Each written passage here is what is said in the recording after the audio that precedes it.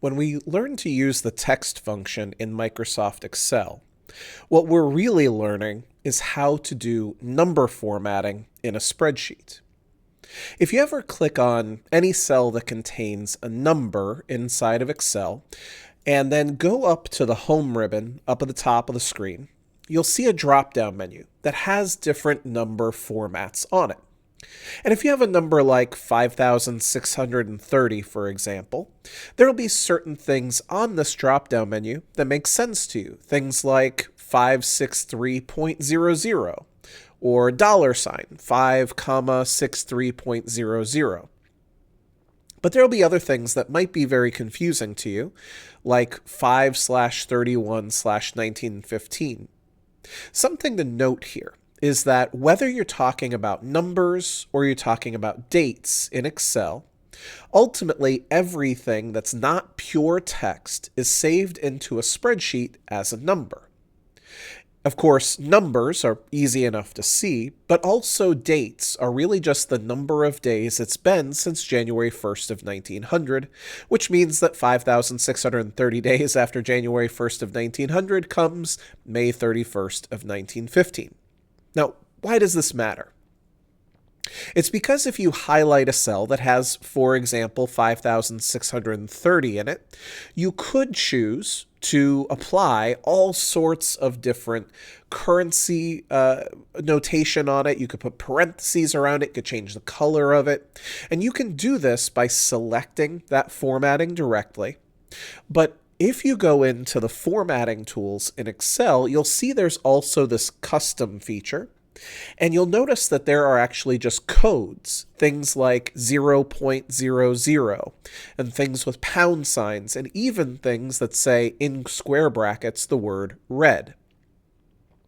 These are the different types of number formatting that can be applied to a number. In the same way that if you click on something that's got a date in it, there are many different date formats that you could choose, but also if you go over to your custom date formatting, you'll see that all dates and times are really just combinations of M's, D's, and Y's, where of course M stands for month, D stands for day, and Y stands for year.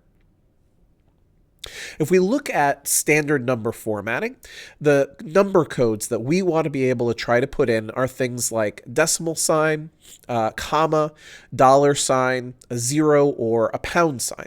A 0 means that in that position, in that number, we always have to see that number.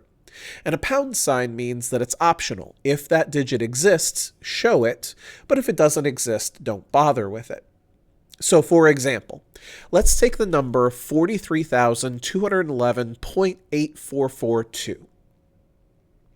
If I were to put in the formatting code 0, not putting a decimal in there at all, it would just chop off that decimal in the showing of it. It's important to note in Excel that if you add some formatting that seems to round your number off, it doesn't really round it off. It just looks like it's rounded off. Now, if you apply a formatting code that looks like 0.0, you get the 0.8 at the end. And if you get 0.00, you get 0.84 at the end. And then if you get a little bit more complicated, you see here that the formatting code that I'm describing is pound sign, comma, pound sign, 0.00. What that's saying is you always have to show 2 decimal places after the decimal. You always have to show the position before the decimal. But in addition to that, if there are any tens or 100s or thousands positions, go ahead and show those too. And by the way, in between the thousands and the hundreds, put a comma there. And so you get 43, 211.84. And if you do the same thing with dollar symbol in front of it, it tacks the $sign on. Now dates are, I find them a little bit more fun because I think everybody understands intrinsically that D's are days, M's are months, and Y's are years. And you may want to show it as 1 digit, 2 digit, a 3-letter abbreviation, or the full name of that thing. So for example, if I take the date 1/22/25, I'm American, so this means January 22nd of 2025, and I put in a formatting code of 2Ys, that generates 25, because that's the 2-digit representation of 2025. If you put in the formatting code of 1D, now, you think about this, 1D means a 1-digit day, but there's no real 1-digit way of showing the 22nd, so 1D just translates to 22. If it was the 3rd, it would be a 3, but if it's 22, it's 22. In the same way here, if I put in 2Ms/2Ds/4Ys, that's a 2-digit month, a 2-digit day, and a 4-digit year. And if I do 4Ds, 4Ms, 1D, and 4Ys, I get this result with Wednesday, comma, January 22nd, comma, 2025. So you can use these on any cells that have dates or numbers in Excel, and you can also use them with the text function to generate something new. Let me show you what I mean there. So you see right here in the spreadsheet, I have these dates. And over here to the right in cell D6, I want to know what month this transaction was in. So I don't just want to reformat this column. Instead, I want to put new information into cell D6. So I go to the Formulas tab at the top of the screen, and on the text drop-down menu is the text function.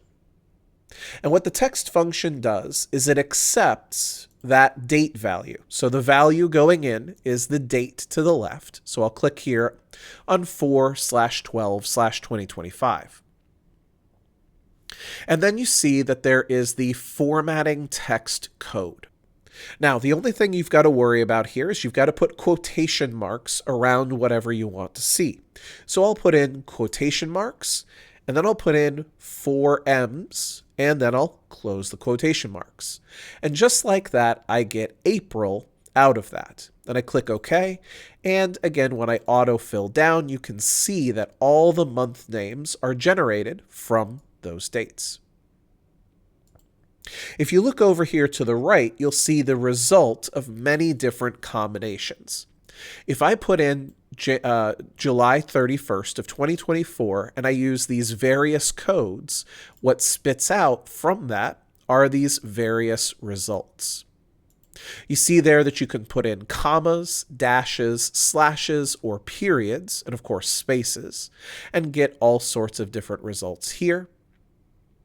And the same thing goes here. If I type in 45991.55603 and I use the code 0, you see it chops off the decimals. If I put in 0.00, it gives me a 2 decimal number. If I put in the comma or the $sign, it translates accordingly.